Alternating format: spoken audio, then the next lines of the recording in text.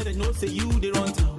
They come to equip me. I'm not the perfect gentleman. I swear if the money really need, then I will give you no abundance. Hey, hey. Bam bam killer. Killer. Hey, killer. Killer. You more than killer. Hey, hey, nah, killer. You ready, you want to do now the other. Now the other. You ready to echo now the other. Bamzigi is a Kenyan artist, personality and visionary who has become a trendsetter in the local entertainment scene.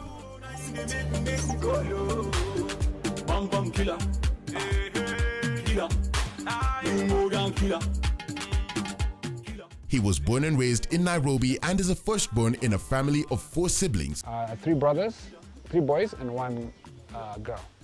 I have Lenana Kariba, who's the actor. I'm starting from the youngest. Going up is Cora, who's known as Kid Cora from Kansol, who's also a producer and a singer. And then there's my sister called Vitu, who used to sing as well.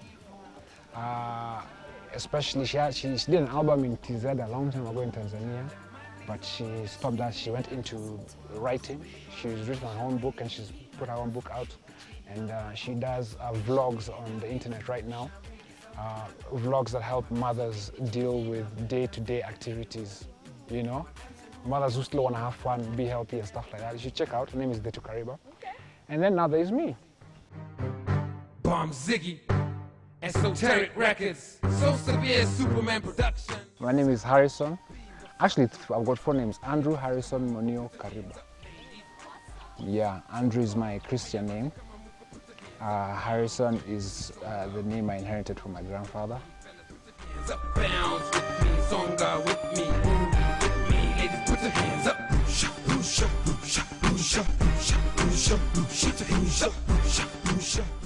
I was born in Nairobi, to be exact, Nairobi Hospital.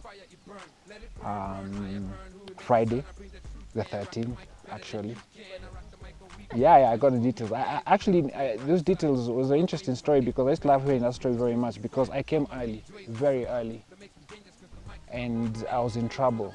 So I was actually blue when I came out. I couldn't breathe. I needed an operation just after I was born, so I was put in an incubator for some time, and then I needed an operation.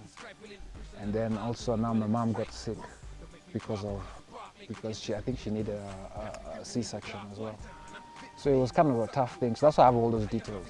I can't remember, but I get stories, you know.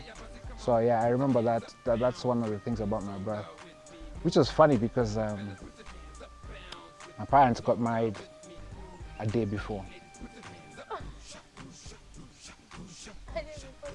Yeah.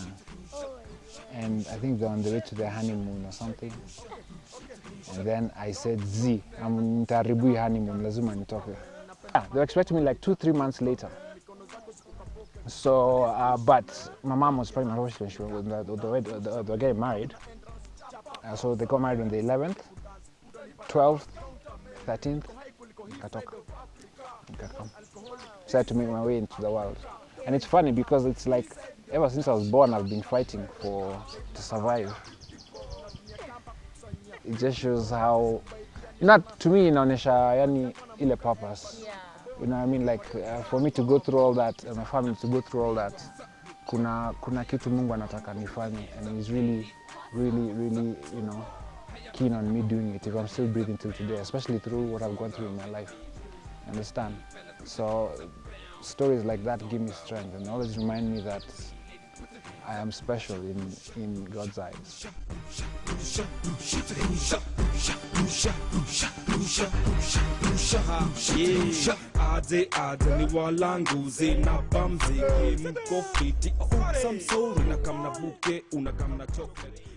When I was growing up, I used to like singing and rapping a lot. But we used to have freestyle sessions. Kwa hizi freestyle sessions kama zile za jam session, Florida, in other clubs, not even clubs, because we don't really have clubs in Kenya, we have bars and things like that. So we used to go to these bars and they have like Sunday freestyle sessions, yeah? And now when I was putting, right, you know, you have to hand in your name, ile ndio weke kwa list. Exactly.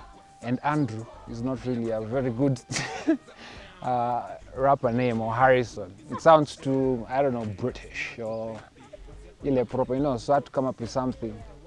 And so at that time, my favorite rapper at that time, actually till today I really love him, was a guy called Redman, it was Redman. Na alikuwa nasema, there's a song of his which is called the Bamzigi. The Bamzigi. So I just took that Bamzigi and then I added Ziggy after Ziggy Marley. And it sounded nice.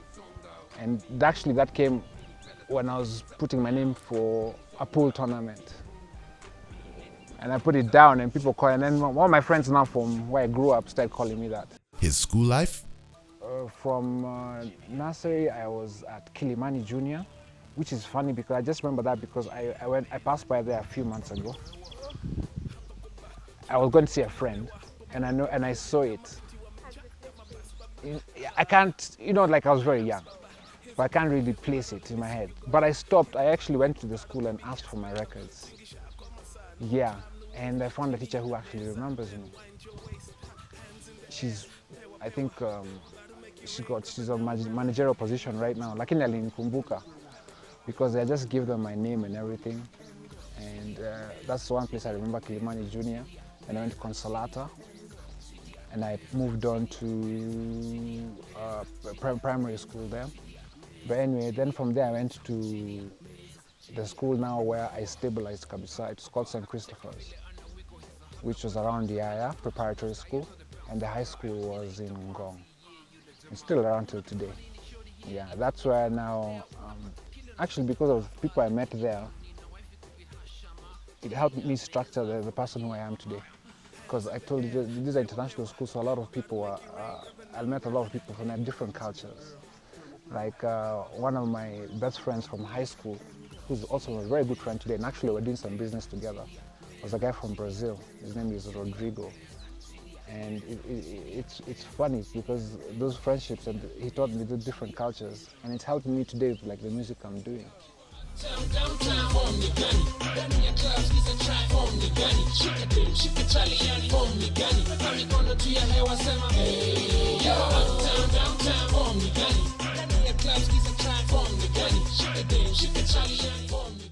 His passion for music started at a young age while he was in primary school. At 13 years of age, he applied for a course in the best music production schools. Before that, I was very interested in production, music production. So I actually applied. This is an amazing story. I was 13. Yeah, I was 13 years old. Secretly, undercover, I went and applied to one of the best music production schools in the world. This is before computers, before everything. I went and got myself a place to live. I went and got myself a part-time job. I remember it was flipping burgers at some place. In my head, I imagined McDonald's, but I don't know. I think it was maybe just a funny burger joint. This is from now the people I met. Remember, this is an international school, yeah? I met a guy he's a Jamaican guy, and his name was Omar. And he was very into music, and we became friends because of that. And he went back to the States. He used to live in New York, and he helped me put all that together. So he saw the talent in me, and he helped me put all that together. I remember now surprising my parents when I just finished primary school.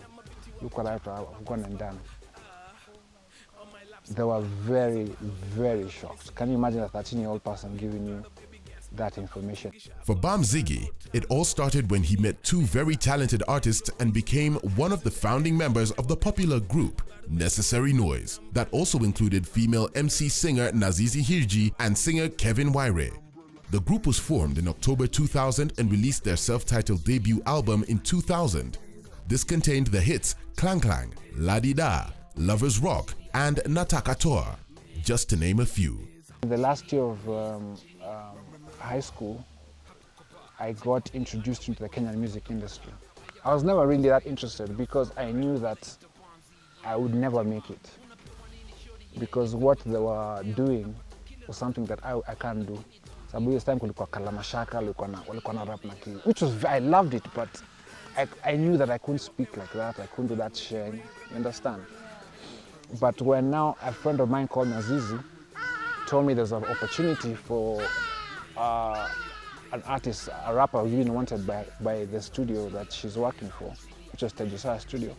I went, and I think that's even why I got the part, because I knew my hopes weren't high. I knew I wasn't gonna get it. So I just went, I did a few freestyles, and later on he told me, fine, yeah, we'll give you a shot, but you have to learn Swahili. That was my only, that's the challenge, yeah. So that put pause kidogo on my education, because I wanted to do that. I saw an opportunity. It was very hard to convince my parents, but they're liberal and they let me do it. Check this out. Activate. Original rude boy.